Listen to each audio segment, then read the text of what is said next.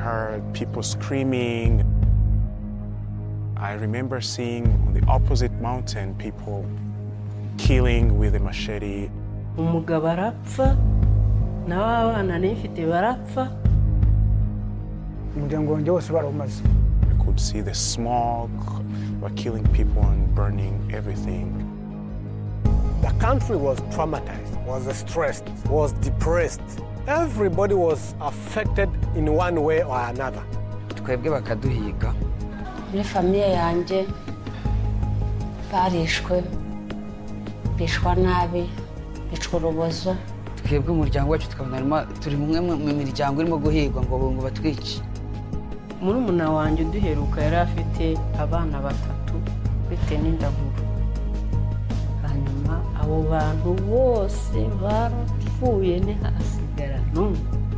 Njyewe ukuntu namubuze duhunga sinongera kumubona. Bagiye bicwa ntibanahwane, bakazanabora bakajoga inyo. Noneho rwacu rero kavukire tuvuka intete barayishara b'ibihuru. Niba mfite inkovu nyinshi mu mutwe hano hanze, inkovu itambitse ikagera hano mfashe, mfite n'indi imanutse kugera hano mfashe. Rero umuryango wacu haje gupfa abakobwa bose babiri n'ababyeyi bose, hasigara abahungu batatu nanjye ndimo. Nta marira twarize, niyo mpamvu ari byanze no kudushira mu mpimba tujara. Uburyo kubera kutwanza kudukubita cyane batujyanye aho bajya kutwicira ku mwobo, hari umwana waje kubiviramo guhuma amaso baho tabona. Urumva narafunzwe, narakubiswe, umuryango wanjye wose barazimye, nasigaye ryenyine uyu, nari mfite abana 4 n'umugore.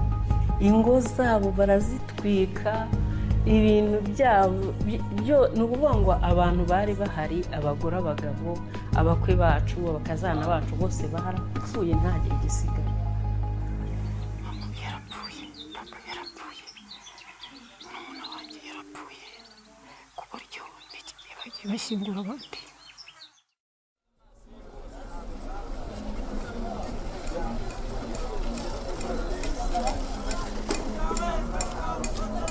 Nafite ihahamuka rikabije rya jenoside yakorewe abatutsi bo muri 1994. Kuko niciwe abana, nicirwa abavandimwe n'imiryango, nsigara ndi umwe. Rero nihebye, nakundaga guhora ndira, nakundaga guhora mbabaye, amaso yanjye yahoraga atukura, nahoranaga umujinya n'uburakari bukabije. Nkasohoka nk'aha mu muryango, nkagenda ngahagarara hanze, nkavuza induru nyinshi cyane. Ku buryo na famiye nabagamo kenshi twapfaga abakozi. Igihe cyose natekerezaga ko papa yishwe n'umukozi wo mu rugo, numvaga n'umukozi w'ahandi atangabura kubasha kubirya, bituma mu buzima bwanjye bw'abakozi igihe cyose nabaye numva ko umukozi ari umwicara. Ibyo bikagaragarira cyane mu kuba abagize ingaruka zigendanye na jenoside cyane. Nuko gupfa kwanjye nkaryama nagira ngo agatotsi kagiye kuza, nkumva umwuka ugiye kugenda, wagenda nk'inyeganyeza nkumva ndacyakugenda. Muri make nari mfite ikibazo cy'uko navuye igihe cya jenoside, navuye mu nkambi, noneho nza kugira ikibazo, nari umwana mutoya, kuba ari njye wari uvuyemo njyenyine byaje gutuma ntacyo nabonaga hagati aho ngaho, ariko ho natangiye kugira hejuru, ubwo natangiye kugenda mbona ikibazo. Nta murimo n'umwe nashoboraga gukora. Trauma ntabwo igira ingaruka ku uyifite gusa, ubundi umuntu agira trauma kubera ko hari ibintu byamubayeho we ku giti cye, cyangwa se hari ibintu yabonye, none ibyo ngibyo bikafekita ubuzima bwe bwose. Iyo byafekita ubuzima bwe bwose rero byafekita n'ubuzima bwa sosiyete, abavandimwe be, kubona umuntu yigunze, umuntu ntagira icyo akora, icyo gihe bitera ubukene n'icyo byose. Umuntu ugasanga buri gihe kugira ngo abe igisubizo ni ikibazo muri sosiyete no muri famiye hehe. Kubera urukundo nari naratakaje, niyo nabaga ndi wawe numva gutankunze, bigatuma mpora nigunze, bigatuma ndemerera n'abo tubana kubera ikibazo kindimo muri jyewe. Abenshi ntago bazi ko u Rwanda rukeneye kwicarira no gusesengura icyo kibazo kijyanye n'ihungabana. Njyewe ubusanzwe mvukana n'abana 7 ariko nabashije kurokoka jyenyine. Ni ukuvuga ngo iryo hungabana naribanaga jyenyine, namenya ngo yarishwe cyangwa ntiyishwe, nuko bimeze twaburanye duhunga. Abandi ugasanga mu bigendanye n'imibereho yabo ntabwo bashaka kugira ngo hagire abantu babegera kubera impamvu z'ibiba byarabaye. Sinavugaga ariko umuntu ajyaga kunyegera amavuga, wajya gushaka kumvugisha bitewe n'ibindi mu mutima, ahubwo nakubwira nabi. Cyane ko babonye yuko mu Rwanda hari ikibazo gikomeye nyuma y'uko u Rwanda rwahuye n'ibibazo byabaye mu 1994 jenoside yabaye. Byaje no kugaragara ubushakashatsi bukorwa na Minisante bigaragaza ko abanyarwanda benshi hafi 95 bafite ikibazo cy'ihungabana. Ko guhungabana ariko siko bose bahita bagira crise traumatique, ntabwo bose bahahamukira rimwe, ariko babana n'ikibazo cy'ihungabana. Kuba mbirimo kandi mbikunda nuko nabonye kuko icyo kibazo gihari, ihungabana mu Rwanda rirahari, no kumufasha kugira ngo yiyubakemo icyizere cy'uyu munsi n'ejo hazaza, cyane cyane kumufasha kwibagirwa izo nzira zose ziba zigoranye abantu banyuzemo.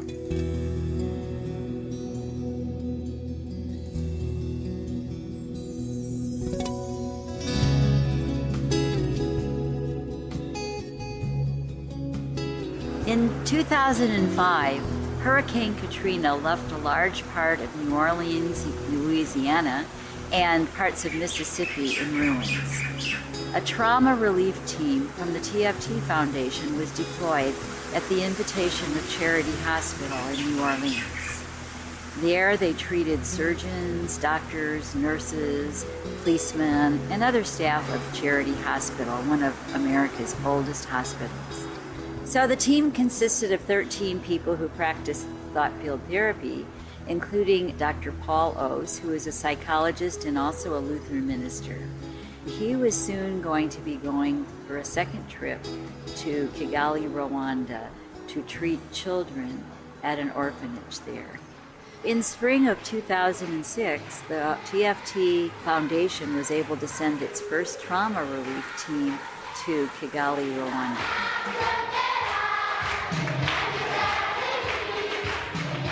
And there we treated 400 orphans and also did a study led by Dr. Caroline Sakai, a member of the team.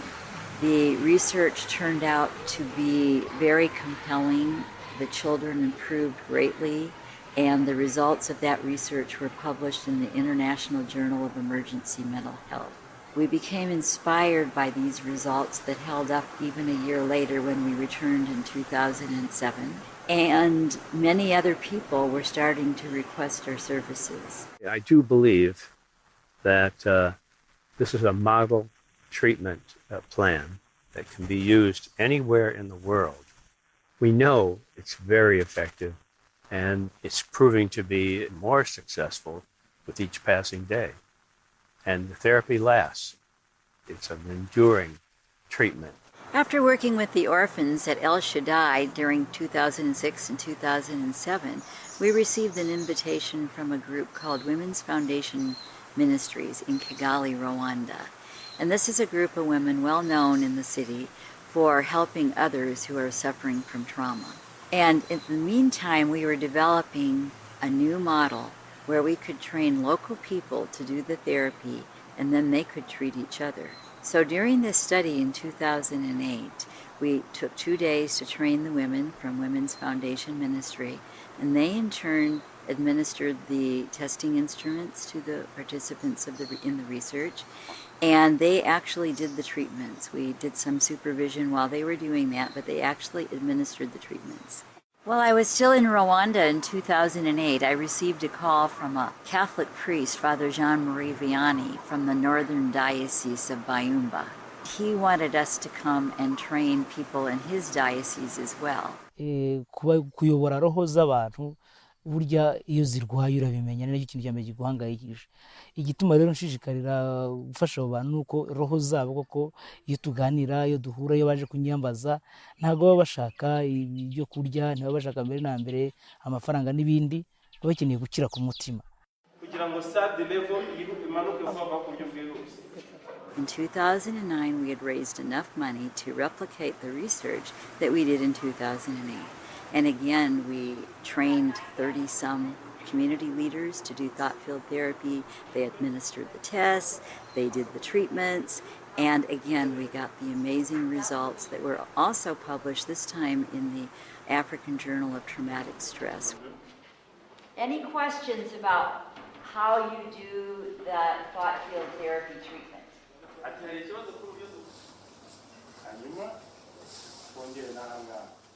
ku bigendanye n'ingaruka za jenoside ku baturage bo muri murenge wa Nyamiyaga, harimo ibibazo bitandukanye bigendanye cyane cyane no kuba imitekerereze y'abantu yarahindutse nyuma yo kubona ibyababereye mu maso, byari birimo ubwicanyi, byari birimo ndetse no gukora ibintu by'urukozasoni, byumvikana yuko abantu barahungabanye.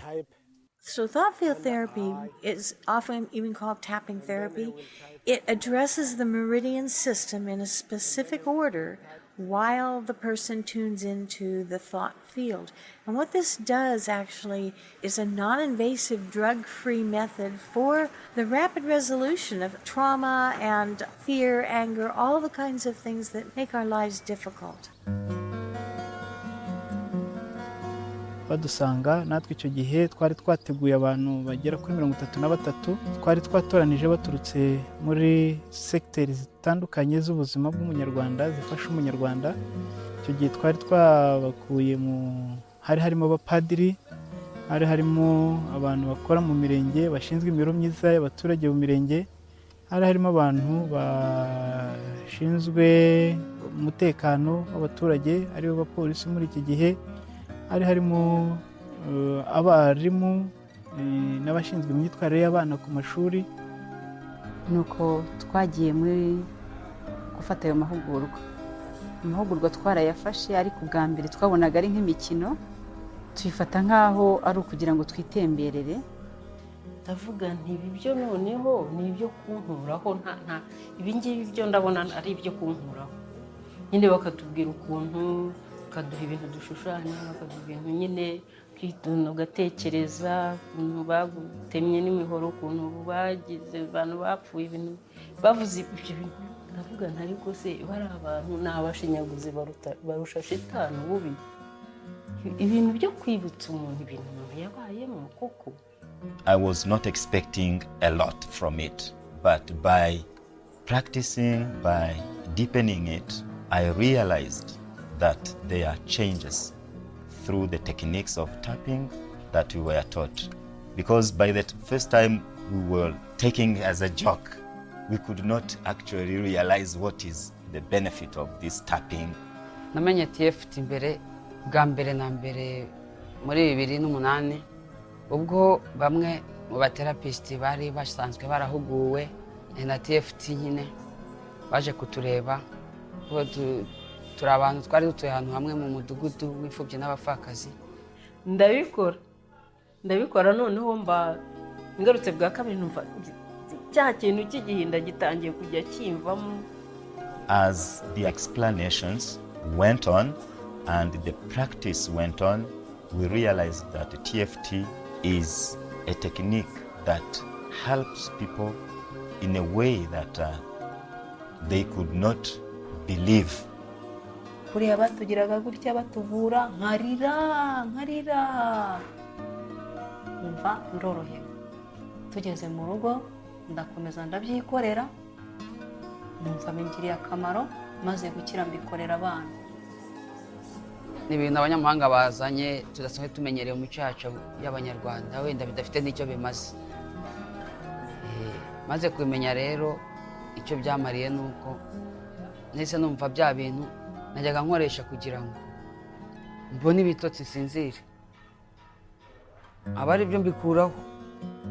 Ndetse abanzi imbere n'abanzi inyuma harimo diferanse cyane cyane nko kubira guhora ndira ubona utarira kuko hari impamvu y'ibyo nganiriye ku gihe cyose ngo nahoraga mfite amarira.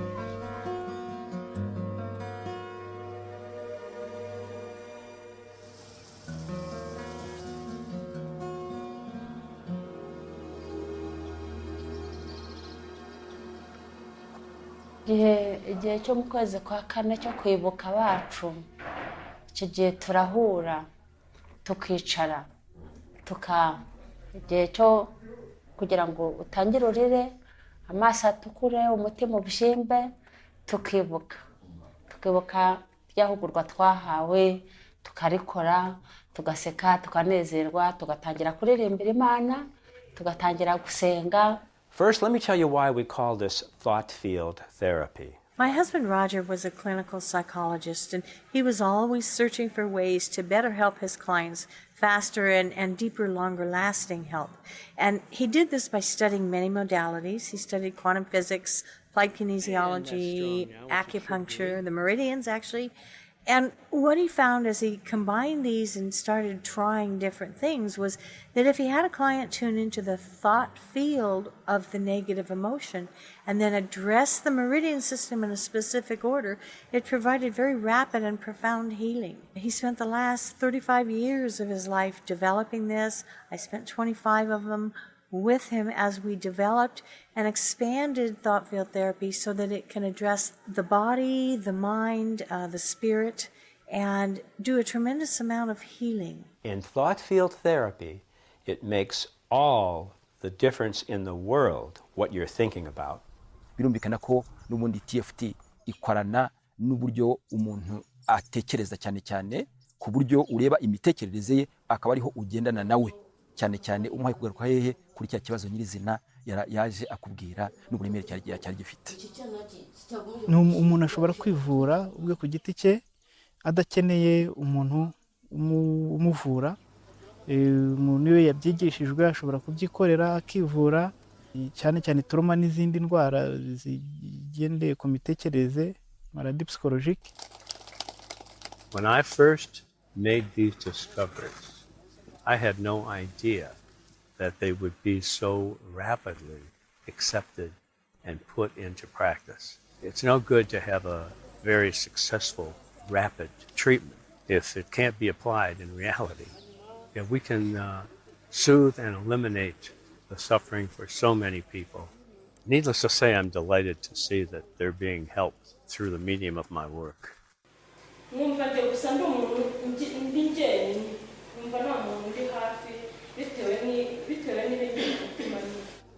Niyo mpamvu rero iyi gahunda ya TFT idufasha cyane cyane kurushaho kwegera umutima washengutse no kugira ngo uwufashe kongera kwiyubakamo icyizere, cyane cyane urimo kureba impamvu nyamukuru zagiye zitera ibyo bintu byose bituma umuntu ahungabana, noneho ukamufasha kwiyakira no kugira ngo yinjire mu buzima busanzwe. People didn't even bother to understand the cause of the genocide. They started just blaming. Tutsis started blaming Hutus. Hutus started blaming Tutsis. Hutus and Tutsis have always lived together. That's when I started my own research. So saying, okay, so what happened? Ku bigendanye n'imibereho y'abana bavutse nyuma ya jenoside, ngira ngo mu by'ukuri ingaruka bafite zirashingira ku mateka y'ibyabaye, cyane cyane babwirwa, ariko usibye n'icyo ngicyo n'ibyo nabo ubwabo bibonera bahereye ku buhamya bw'abantu barokotse jenoside. Jenoside yakorewe Abatutsi abantu benshi yarabahungabanije. Non seulement atari umuntu wayikorewe n'uwayikoze yarahungabanye, n'ubyumva arahungabana, n'ubibona arahungabana, kuko ni ibintu byagaragaje ko umuntu afite kamere mbi rwose, kamere umuntu yahanganywe intege nkeya. There is a piece of the puzzle that I still don't have. I still don't think that even if the propaganda was so strong, how do you convince that person who's 40 to kill his wife because his wife is a Tutsi? Some women kill their husbands. I heard even some kill their children because they thought they had some Tutsi blood. Ngo iki kigo gifite abana bagera ku 2,500 babariye hamwe aba secondaire na primaire. Ku bijyanye n'ubuzima babayeho hanze, abana benshi baba muri famille zikennye, nigeze no kubabwira ko harimo n'abana bafite ibibazo by'ababyeyi bafunze kubera ibyo ababyeyi bakoze muri jenoside. Noneho hakaba n'abana bafite imiryango ifite ababyeyi bafite ubwandu bwa sida. Nuba ngo abana bafite trauma ni benshi. TFT is a treatment that can be easily taught to community leaders and is applicable to any age group and any culture throughout the world. And I know my passion and my goal is to see TFT used in more places throughout the world. And that's something that I've pretty much been devoting most of my time to. Ariko aho naboneye bitandukaniye na TFT kandi nkabona koko ifite imbaraga kurusha izindi. Nibwo rero ayo mahugurwa tumaze kuyahabwa, nge naravuze nti mbonye igisubizo cyane cyane ku bibazo nkunda guhura nabyo buri munsi. Karahindutse cyane kuko ikintu cyose narebaga nabonaga ari zero. Nabonaga ko nta bushobozi mfite muri njyewe kubera ko numvaga n'amaraso yarahagaze nyine. Numva besti umujinya gusa nabaga ari wundusha imbaraga. Umujinya wandushaga imbaraga nkaho ari binjye wakarukontrole. Ariko ubu ngubu mbasha kuwukontorora nimba ikintu nimba utekereje ushaka kunjyana ahantu hameze gutya nkabinanira nkagerageza kuba nafata umurongo w'ibitekerezo ubwenge bumbwira apana kuvuga iki ubwenge bupfuye nkabureka nkafata imyumvire myiza. Nyuma yaho rero icyo twakoze abaterapisite twakoze uburyo tubahuriza hamwe bajya mu kantu kameze nk'ishirahamwe bakagira koordinasiyo imwe abari bo nkurikirana umunsi ku wundi n'ibindi bikorwa bya santirizere. Hanyuma tukagira gahunda yo guhura tugahuza abaturage kubera ko abaturage ni benshi bakeneye ubufasha bwacu. Turabahuza rero tukagira icyo twita community day, abo bantu bakaza tugahura kuri santirizere, abo bantu hakaba treatment.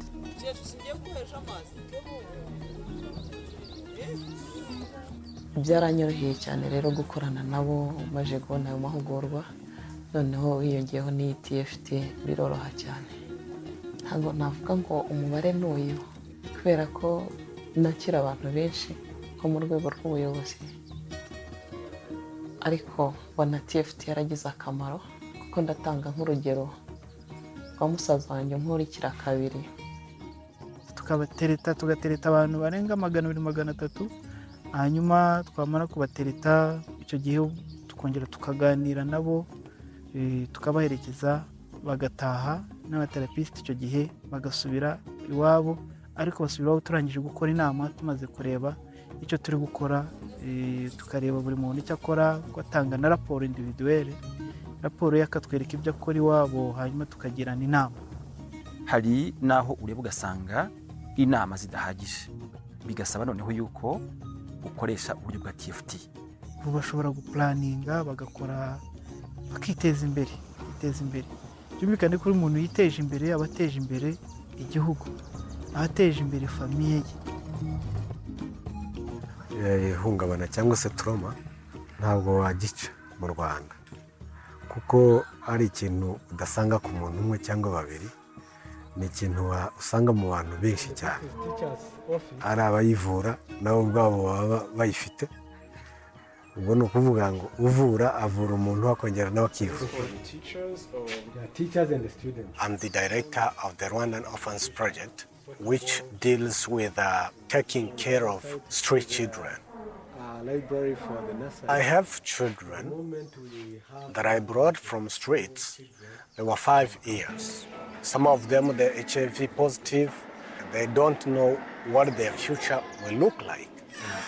These are where we normally, the newcomers, where they came from, and then the name of their parents. What our program is all about is transformation of a child. Nkuko nafashe abashinzwe umutekano, nkafata abarimu, nkafata abaganga, nahereye rwose kuri ibyo byiciro by'abafasha abantu bafite ibibazo bitandukanye. Abarimu bafasha abana bavuye mu miryango itandukanye kandi bagamije kugira aho babageza. abapolisi bafasha abantu by'ukuri bagaragaye muri bya bibazo by'umutekano muke wabo wo mu rugo ndetse n'uwo muri sosiyete muri rusange. Abo baganga bakira abantu benshi cyane bafite ibibazo biturutse ku burwayi. Mu by'ukuri twagiye tubifashamo abantu benshi cyane, benshi pe, kandi batandukanye, b'amoko menshi, bava ndetse no mu bihugu byinshi, ari hano iwacu ndetse ari no mu bindi bihugu duturanye by'abavandimwe, cyane ko bizwi aka ari akarere k'ibibazo by'intambara. Nahise nkoresha, navuga ko ndi umuprofesiyoneri, ni clinical psychologist, mfite ama approche menshi bitewe n'ikibazo umuntu azanye n'imyaka ye na background ye, ariko nasanze TFT izanyongereraho kugira ngo uwo muntu n'igihe naba ntari kumwe nawe yifashe. Kuvuga ngo urwo rugo narushatse intambara ikirangira, abantu bagifite ibibazo by'intambara, bituma umuntu yishora mu bintu byo ubwonko budashobora kujera. Ni ukuvuga ngo njye nishakiye umugabo ufite amahane, kuyabika, kuyajera mu mutwe, kubitamo n'ibyo by'intambara byaba bivuyemo, hanyuma ukumva mbese uhora uremereye mu mutwe, nta mwanya wo kuruhuka wibitseho, ahubwo wumva gusa no gusara wasara. TFT rero imaze kutugeza mu hariya, baduhaye umwanya wo kubivuga, bamwe bararize abandi bamera nk'abasazi, gusa usibye ko ubuvuzi badukoreye bwihuse gukiza. Njye nabonye nta muntu bigeze bajyana kwa muganga, n'abantu bose bagerageze kuhagirira ibibazo barakiriye ubuvuzi kandi turatahana. Ariko nkavuga kugira ngo mbihe my clients, bibasobanurira umubiri icyo tumarira. Umbrella, iyi ni envelope, kubera dufite imitsi, imyakura igituma umuntu akurya urwara ukababara, nta handi wabibona utakoze ku mubiri. Ntabwo ariko umubiri niho uri accessible. Nagirwa bari amaze mubonera uwera we, uwera we n'ibiganza n'umutima uwera we, Eudia Eudia. Nka padiri mukuru umaze imyaka 7 muri ya paruwasi, cyane cyane ariko nk'umuntu wagiye mbona abantu baje bagana iriya centre Izere, ndahamya rwose ko nge mbona impinduka zigaragara mu bantu twagiye twakira. Ibiganza n'umutima uwera we, Eudia Eudia Eudia ninde utagukunda, Eudia Eudia Eudia ninde utagukunda. Abonye uko wakira abantu, abenshi bazaga ubona ko badafite imbaraga, baza baje mu kiliziya baje gusenga, ariko ubona nta cyizere bafite cyo kongera kubaho neza. Amahugurwa bahawe, uburyo bafashirijwe muri iriya centre Izere, byongeye kubaha gusubira ku murimo. Byarangiye neza ku buryo nta marira na mbangu wakomwa n'akantu karira wapi, kubera ubwo buvuzi nge naranakomeye nta n'ikintu kikindiza.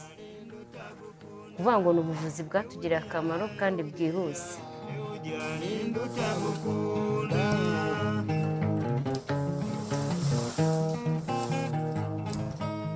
Ariko cyane cyane ku giti cyanjye nagenda ntangira amahugurwa yo kwihamagara abantu nkayabahuguramo, nkabibatereningamo, mbahezamo ubumenyi yewe nge nyine mba mbifitemo kugira nabo babikoreshe kandi ndebe ko bari kubikoresha.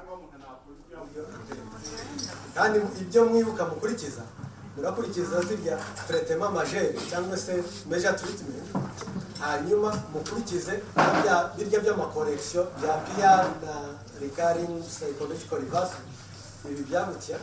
Hanyuma nanone muraza kumenya n'igihe muza gukurikiza bya bintu byo kureba hasi urimo kubita, uca n'uruziga hejuru umumaho gato. Donc muri buze kubikurikirana uburyo tugenda tubikora.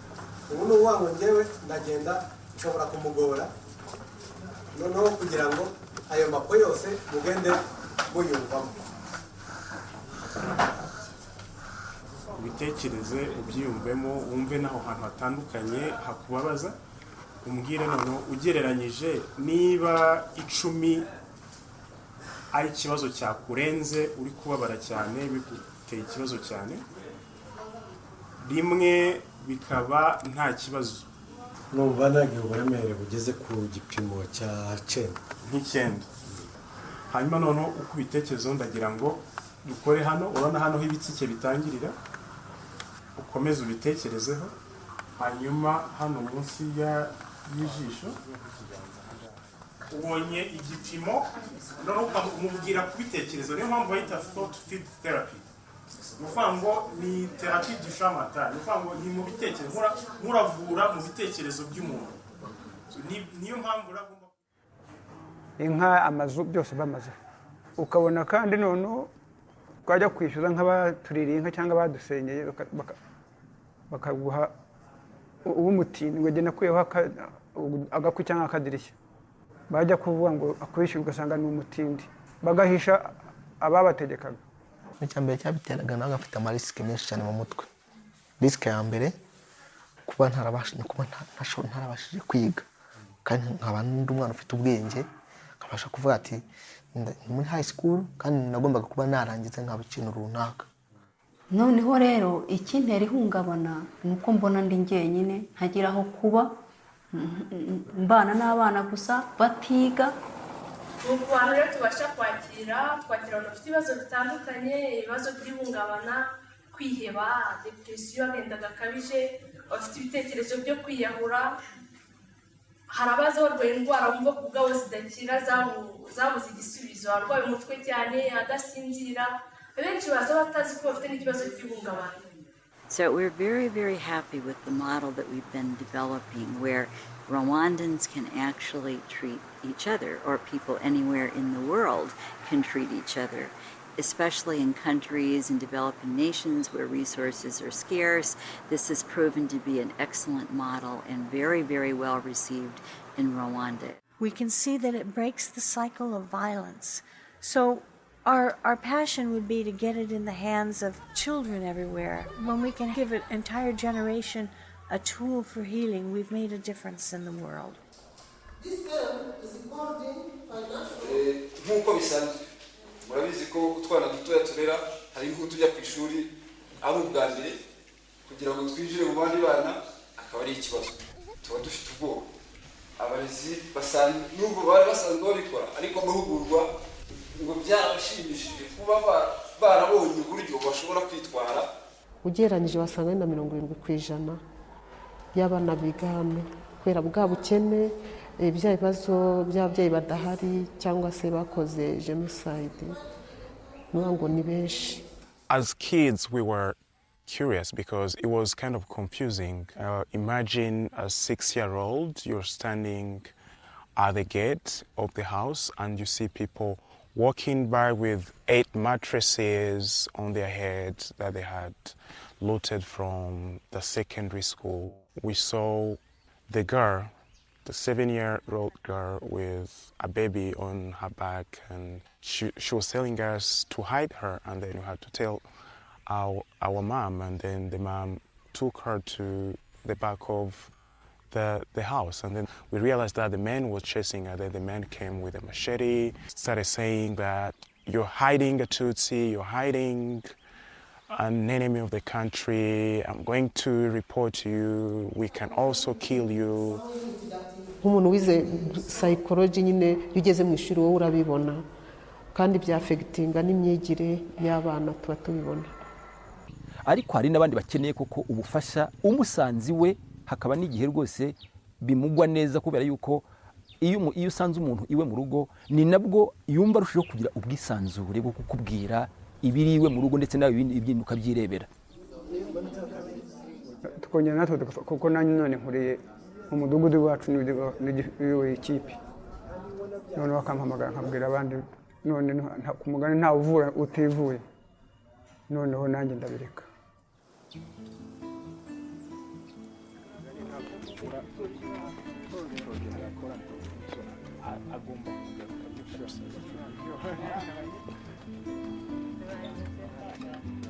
Singirwana singitukana cyane nkuko nari mbivuze, ahubwo nsigaye nanjye mfasha abandi.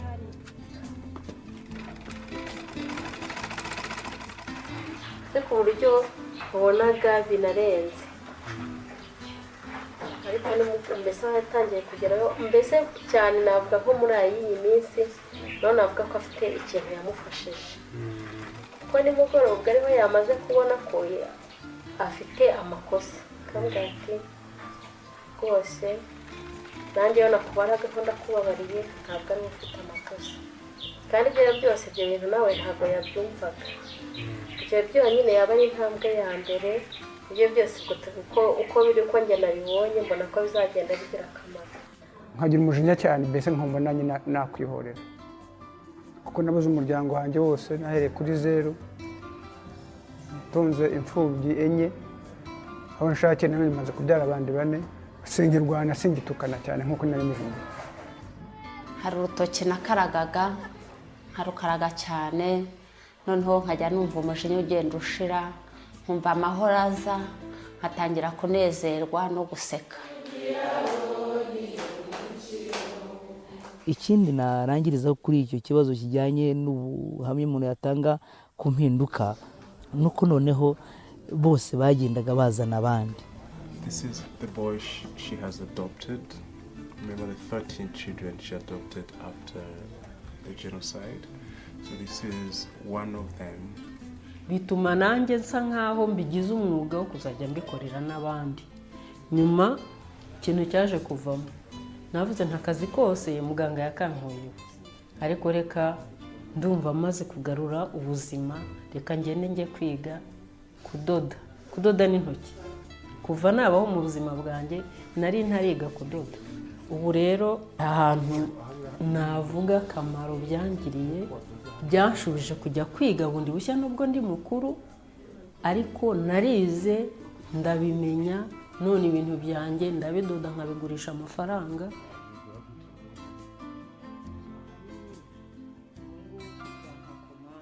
Je m'occupe de l'unité médicale qui fait soigner les ex-combattants handicapés de guerre depuis 2003. Ni ukuvuga ngo abavuyemo bakomerekeye ku rugamba tugomba d'abord kubarehabilita médicalement. Abagomba kubagwa bakabagwa, abagomba gushakirwa insimburangingo proteze cyangwa orthèse tukazibashakira. Ubu rero hagiyeho itegeko rya leta rirengera abamugariye ku rugamba. Des handicapés physiques par exemple, c'est sûr, le plus souvent ils développent aussi des problèmes psychiques parce que le fait d'avoir perdu ses membres aussi. Oui? C'est-à-dire que tu ne peux pas le soigner seulement sans soigner aussi son psychique. Comme l'homme est un ensemble, il faut soigner tout l'ensemble. cyane cyane bari abantu baba batahutse bitandukanye n'abacengezi baba barimo iyo bagitahuka mais kubera kanseringi bakorerwa bari muri centre ya demobilisation biragabanuka bagataha. Ntushobora ngo yavuye mu gicengezi ngo twe kumwubakira, barabubakiye bakanabaturanya kandi bagakundana, cyo gitangaje n'ahariya baratuye hose. Twebwe twahoze tunabivuga nta hagati yacu ke muri therapie de groupe tuzaba tubikoresha meme hagati yabo ni ntuza ni approche iri facile n'abariya bicaye mu tugare bashobora kubikora. Njye nabikunze nabonye bizatugira akamaro mu future. Hanze yaho hari abagenda bagaruka za audience twakira abantu twakira ukuntu bagenda bagaruka bigera hafi mu 3000 audience twakiriye muri clinique ya Zere Center. Harimo uwo mukobwa Adrienne n'abandi bagenda bamufasha rimwe na rimwe bakora part time. Hanyuma n'abandi baterapiste hanze iyo baze abantu bamaze kwakira bose audience zimaze kwakirwa zigera mu bantu 10,000 bari kugenda bafashwa hanze aho ngaho mu gihe gito cy'imyaka itarenze 3. N'abantu benshi rero. Centre Izere ihagarariye Afrika ni ishyaka rikomeye tudakwiye twifuzaga rero yuko ikigo cya nyina w'Imana Centre Izere yakongererwa ubushobozi bwo kugira ngo nayo yonge itange ubumenyi buhagije kuri ba bandi twifuza yuko bagera ku mbaga nyamwinshi y'abaturage bakeneye ubwo bufasha. icya mbere kigaragara ko abantu bahungabana bakomereza ihungabana nabonye gikomoka ku miryango. Nkumva rero ngiye gushyira imbaraga mu gufasha abagize umuryango kongera kwishyira hamwe no kugaragaza mbere na mbere ubufasha bashobora guhana hagati yabo bakoresheje nyine TFT. Uwa mbere w'ibanze umuterapisite wa mbere njye mubona hariya hantu muri famiye, kuko nanjye naravuwe mu kibazo nari mfite ikibazo muri famiye. Ikibazo nabashije kubana nacyo bitewe n'uko namenye TFT. Ntabwo n'ikindi gihe niyo ngize ikibazo nanjye ubwanjye ndivura, noneho ibibazo bikagenda. Napfakaye ndi mutoya nkahora niheba iteka ryose, nkumva mbese kubaho ntacyo bimariye, nanjye nkumva ndimo umupfu, kuko ubwo n'umwana wa mbere yari amaze gupfa nsigaranye umwe wenyine.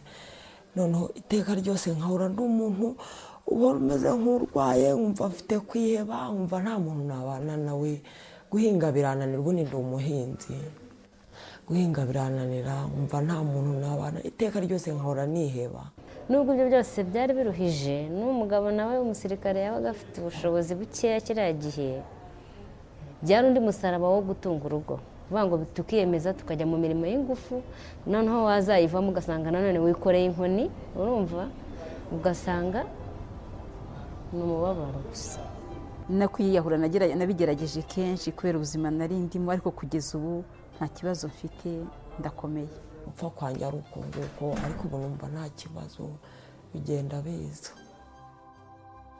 Yewe mfite uburyo mbese ibyo umuntu aba yipangira muri gahunda ye n'imbaraga zanjye, Imana impaye umugisha nkahinga nkeza, yenda nkinjira nko mu makoperative nyine, kubera kuba ariyo tubamo cyane. Njyewe nyuma yo kumenya TFT, cya mbere cyangoraga no mu mutwe, ibindi byose numvaga nta kibazo mfite. Ni ukuvuga ngo niba ngize amahirwe nkabona we yabiretse, nanjye nahitaga mbireka, kandi ubundi naranakomezaga nkikaruma umujinya nkawukomeza nkaba nawumurusha. Ariko nyuma ya TFT nagiye nkukura mu mutwe, nkagenda ndushaho kubikuramo no kubireka vuba. Nicyo kintu numva byangabanyirije. Njye niwe mukuru, yitwa Moza Angelique, yavutse 1996.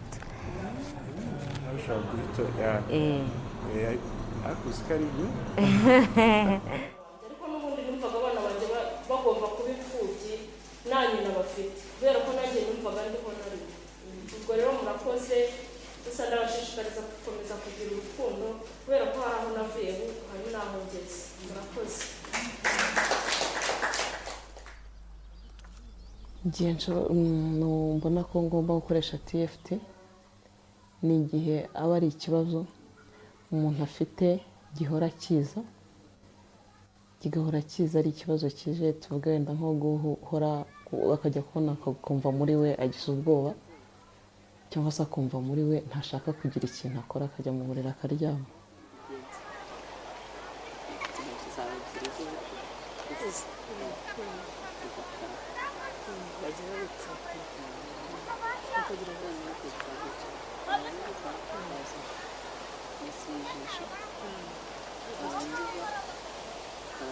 Fata hano ahantu sitiya ikunze gufata. Gukora ukahakora ahantu bwa bwoba bwawe ukagenda bukunda bugabanya cy'ibumoso. Ariko hamwe no gufasha abantu mpereye ku banjye, nabonye barakira. Nanjye byarantangaje, yabaye miracle kuri njyewe. Icyo ni icya mbere. Abantu benshi rero n'abo basikologi bamwe ntabwo babyumva, kuko mu nama duparticipamo nagerageje kubabwira izindi formation nahawe, mbabwira yuko hari ubundi buryo bufasha umuntu akaba yakira. Nuvuga ngo muri 2010 nagize amahirwe yo kubona amahugurwa kuri TFT. Kwari kuri paruwasi ya Nyina w'Imana, kwari gurupe ya mbere yahuguwe kuri TFT mu Rwanda. Noneho ayo mahirwe yamfashije nk'umurezi ku kigo nkoraho, tukajya n'abana bafite ababyeyi bagize uruhare muri jenoside bafunze, tukagira abandi bana bafite ibibazo byo kuba bibana mu ngo aribo bashefu b'ingo. ndi kumva rero n'amahirwe dufite ni uko mu Rwanda harimo abantu bari strong bashobora kubaka. Katabora agomba kwiyubaka, amara kwiyubaka akubaka igihugu kugira ngo duteze imbere isi no kureba famiye, umuryango ukazamuka, tukareba education y'abana, iki byose abana bakazamuka bakomeye.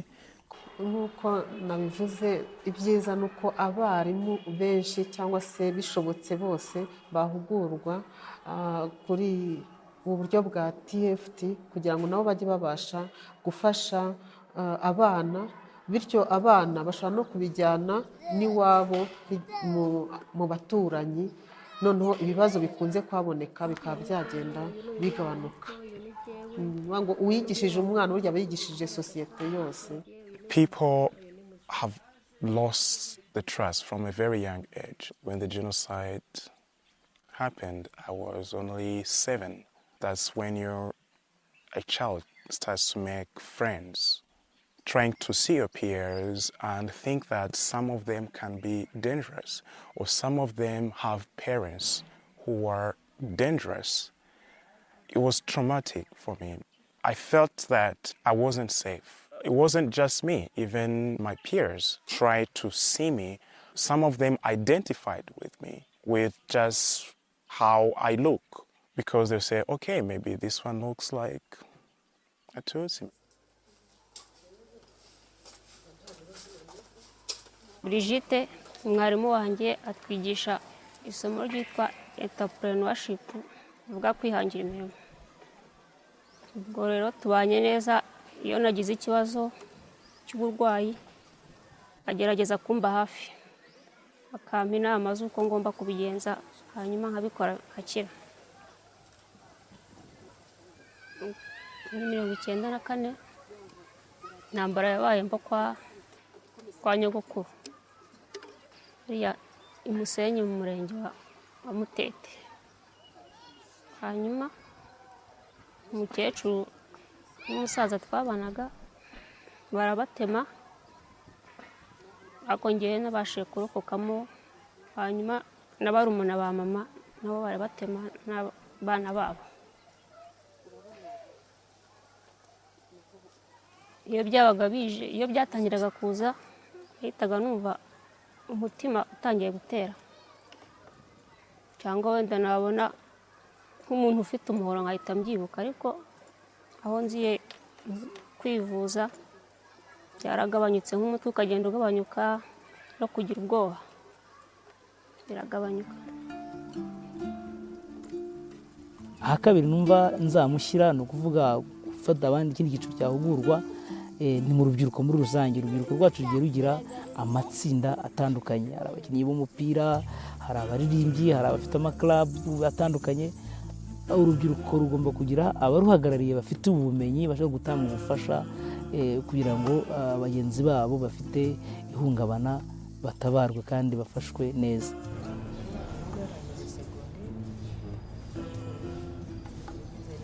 uyu muhungu yitwa Sharangabo Jean Dubier, niwe mwana ngira niwe usigaye ku bana 5 babayeho. Ni wa wundi wiga murangije. There's a day I went out of my school. I said I will never study again.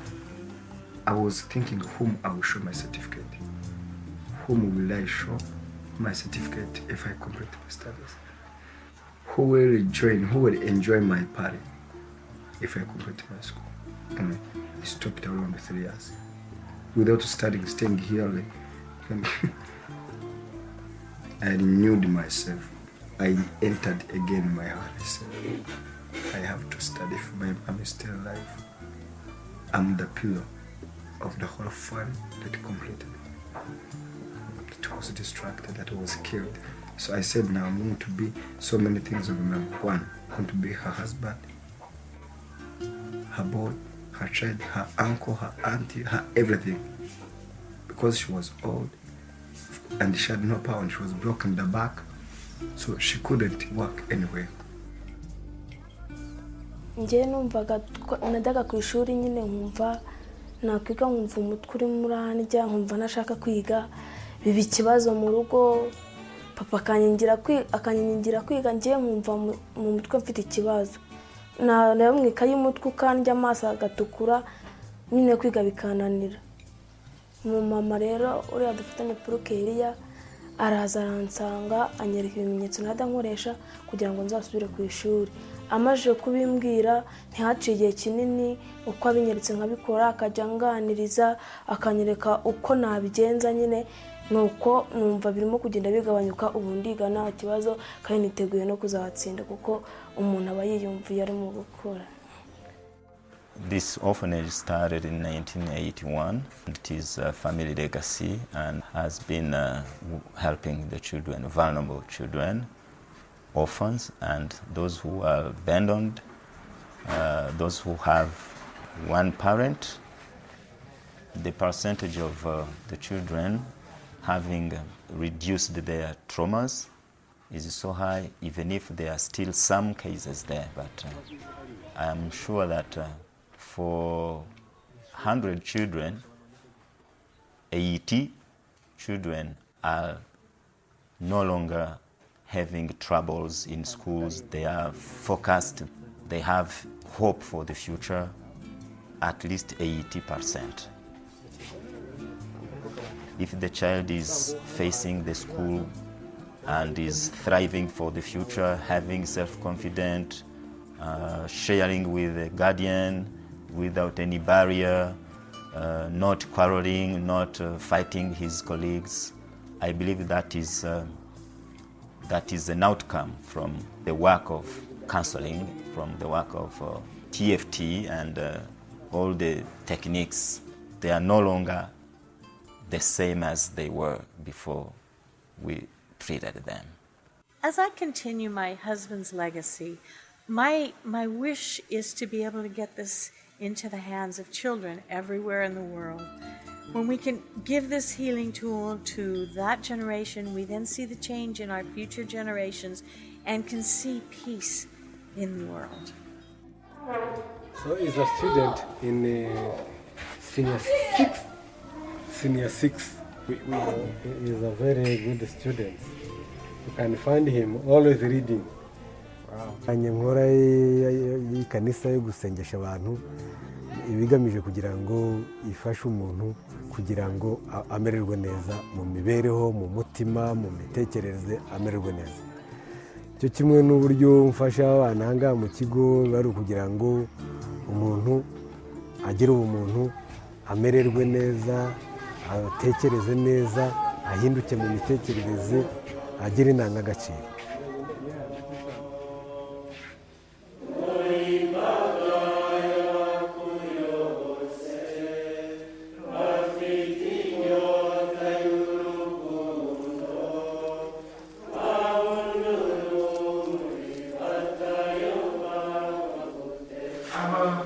gufasha abo bana tukazamura abana buzima, abana bazubaka u Rwanda ruzima. Bamukubitira sho.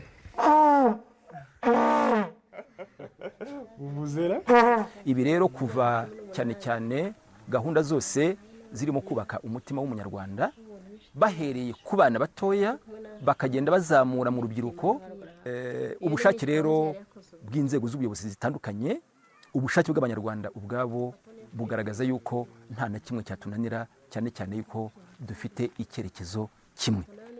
Ntekereza ko igihe mu Rwanda buri wese yaba afite ubwo bufasha bujyanye n'ibyo mu mutwe, yaba Minisiteri y'Ubuzima, yaba abapsikologe, kirinisiye, bose babashije kubona uburyo begera abantu bafite ikibazo kijyanye no mu mutwe, numva u Rwanda rwaba rufite iterambere rirenze, kuko mbona ikibazo cy'ihungabana cyane mu Rwanda aricyo gishobora gutuma tudatera imbere cyane nk'uko byakagombye.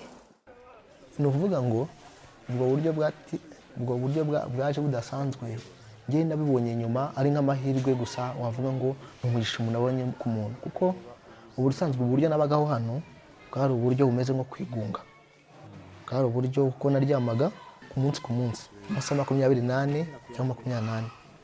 agati ibintu yanyigishije bishobora kuba ari ibintu byiza nkomeza kugenda mbikora ku buryo n'amasertificate amwe ngiye mfite nayabonye nyuma y'uko avuye hano.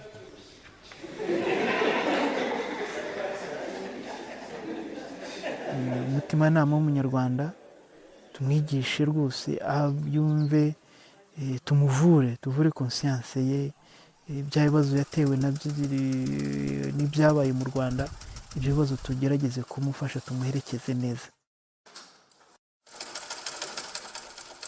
ibi byose byo kubabarira nabigize maze kubona TFT, kuko igihe cyose nagendanaga nabyo ntacyo byari byaramara. Muri iki gihe dushobora kuvuga ngo ntabwo ari nyinshi cyane, ariko burya ingaruka z'ibibazo nka biriya ziza zitinze kandi zikaza noneho zifite umurego munini. Ni nk'ubu ejo hazaza se buriya kubera izi nyigisho n'abana bagenda biga bakajijuka, ubu batwemerera ko umwana mugomba kuganira nk'uko tuganira gutya, nta gutinya kumubwira ngo kwica ni bibi, nta gutinya kumubwira ngo baranyiciye, nta gutinya ngo nawe bazakwica. Ni ukumva ko ibyo bintu bagomba kumenya ko bishobora kubaho cyangwa ntibibeho. Yezu umwana w'Imana baramuhize, yaje ari umwere, bamuhiga yavutse. Ibyo byose tujya muri Bibiliya icyo gihe. Ahubwo iwacu wajyaga ntabwo wajyaga ku kiliziya hariya simuteka. I think one of the most important things about TFT is what we're seeing happening in Africa, in Rwanda. We're seeing these people, after being healed from their trauma, they're forgiving their neighbor. They're taking orphans into their home. They're sharing what resources they have with one another. It's created a community. Every year in Rwanda we have the commemoration of the 1994 genocide, and for many Rwandans it's a very difficult time because this is when they have to be reminded of what the traumatic events they went through in the genocide. And what happens in these commemoration events is that because of the painful testimonies that people share, you get people who get traumatized and they start screaming. And before TFT there was no, at least I didn't see any intervention to help with the trauma, apart from the Red Cross team that would take the person out, isolate them, and give them injections or take them to the hospital so that they could calm down. In 2013, I was glad to be part of a team that was organized by Celestine, and we intervened at 2 commemoration events. And we were working together with the Red Cross, and the Red Cross brought the people who were screaming and they were panicking. We would lay them on a mattress in a room and we started tapping, and these people, everyone we helped, they were able to calm down and stop screaming and crying. And some of them would sigh and go to sleep, and they would wake up and go home. It was interesting because the Red Cross wanted to take the training, because what they told us was that this time no one was hospitalized. So for me it was really good to know that there's something you can do about it, because it was such a problem to everyone, even for the leaders, because you see people getting traumatized but you have nothing to do for them. Yeah. So here, this is where I experienced using TFT and where I saw it as a solution, like, right after being trained, and you see that you can use it in such a difficult moment, and it was very effective. Yeah. umurego munini ni nk'ubu ngubu, ni nka navuga ko biriya bibazo byagiye mu mitima y'abantu bimeze nk'igishirira cyangwa se ivu ririmo umuriro, ku buryo haramutse hagiyemo nk'utwatsi dutoya byakongera bigatera. Si ukuvuga ngo ufata urudodo rumwe akaba ari gukomereza, urabona ko n'indodo ziba zivangavanze. Rero iki bishobora kukidoda nk'ukwezi. Aho muganga mburije gukora, ngahora ndyamye, hanyuma aho badukorera n'ihugurwa, mvuyeyo mbese nabanje no kubigana ndavuga ngo ibintu by'ubushingwe ntacyo bizamara. Ya burundu se mu bantu abantu sura bibagiwe. These past 2 weeks of talking to different people who have been experiencing a lot of healing, has changed me, and I feel like a different person after this. Going to these people's homes, how they open their doors to us. I know from my experience, because I'm a Rwandan, it's an honor. You share with a person who you trust. Hearing that they found relief was really powerful, because I kind of went through their healing process myself. I was trying to imagine how it felt like, so it kind of healed me too. kuko papa bamwishe turi kumwe yishwe n'umukozi wadukoreraga na n'ubu aracyahari. Umukozi ariho? Arahari. Yarafunguwe? Akunda namubabariye. Iki gihe nari nagiye ngiye kumubabarira. Rwanda is a country of hope. It's an example of what hope really is.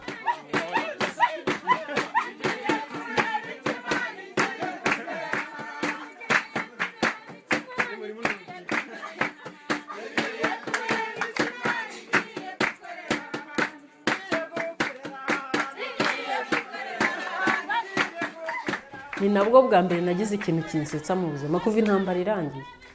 Ubu ni nta muntu wari uzi ko bibaho, babonaga ko bitashoboka guseka.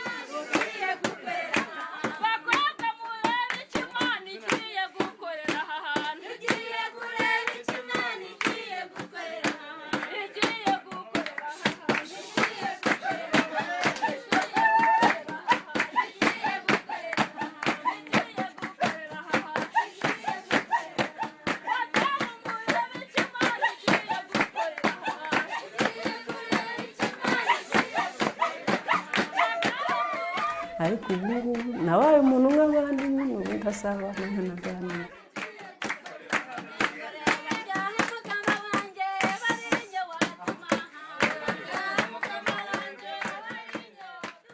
Akenshi kubera ko ONG idufasha kuzikora yitwa Never Again. Dukunda rero gukora filime zigisha urubyiruko uburyo bitwara mu kwirinda ibiyobyabwenge, mu kwihanganira ibibazo byababayeho bijyanye n'intambara na jenoside.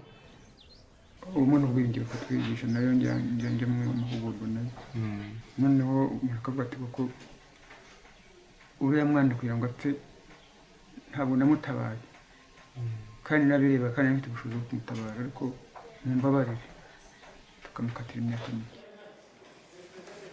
Ubwo rero byibuze buri gihugu kibaho kigiye kigira itsinda rya TFT, abantu bagerageza kwigishanya no kubisakaza kugira ngo dufashe abantu bacu. Giye ruhare rero numva muri igihe nakora icyo nakora nuko bagenzi banjye nanjye nabigisha icyo nagezeho, nabahati mwanyaje nkabiri kuko byagenze nuko byagenze, mpereye kubo nzi barembye banzi tuziranye kuko haraho navuye hari nawe nagiye. Mba nkuko wenda nakangurira abana bahuye n'ibibazo nk'ibyo nahuye nabyo kutiheba, ibyiza biri imbere, kandi nkaba nabasaba yuko niba hari ahantu hatari hagera ubufasha nkabona mutanga ko mwazahagera. Yewe mukobwa wumva yo bakuvuga yagira intimba, impuhwe ziraje usuye umukunzi atagushimye ngo waramumanye. Iki gihugu gifite amateka maremare, gifite inyuma kivuye habi, ariko gifite inzira kigana nziza. Ubu rero biragaragara ko gifite ejo hacyo heza. Iwabo ntibakiryama ngo basinzire, bahora bavuga ko uri umugome gusa, bazinduka mu gitondo bajya kwa nyamuragura, none kuraguza bibamazeho amafaranga.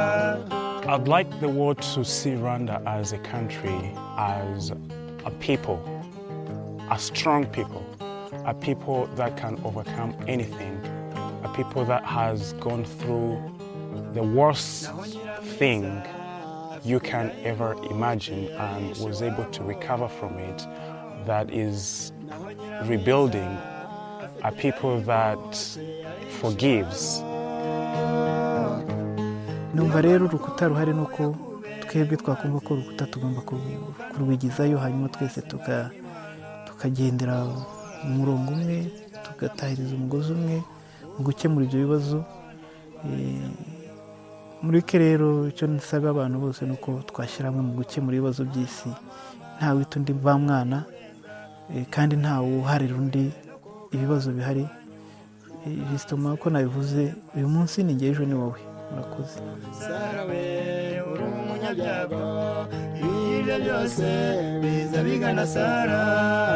Sarawe uri umunyabyago, ibyo byose biza bigana Sara.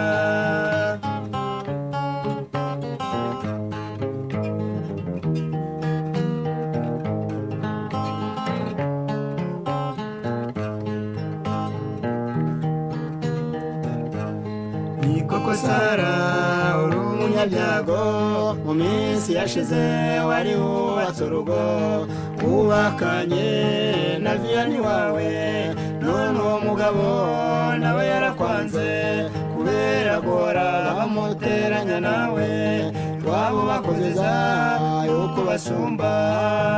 Sara we uri umunyabyago, ibiryo byose biza bigana Sara.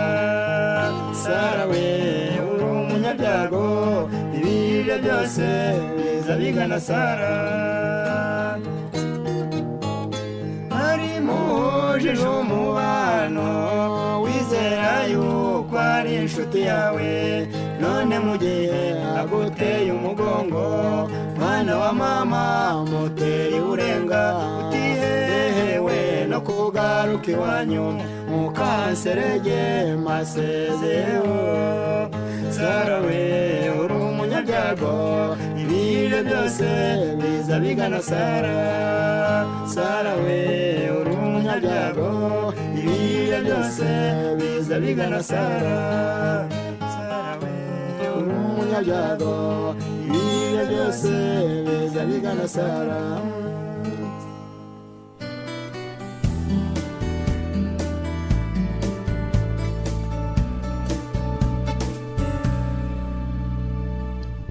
All around the earth,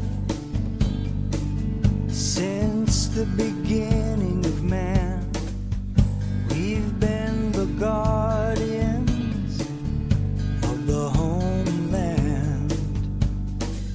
All we do will come back down the line. Kind of world are we leaving behind after we're long gone? Our hands hold the key to the way it will be tomorrow. We need to start with a change of heart today. It's up to you and me. Leave a legacy. Do everything we can. We are the hope for the homeland. Third planet from the sun, she keep giving us signs. How can something so almighty be so fragile at the same time? Can't change what's over and done, but we're shaping the future of things to come after we're long gone. Our hands hold the key to the way it will be tomorrow. We've got to start with a change of heart today. It's up to you and me. Leave a legacy.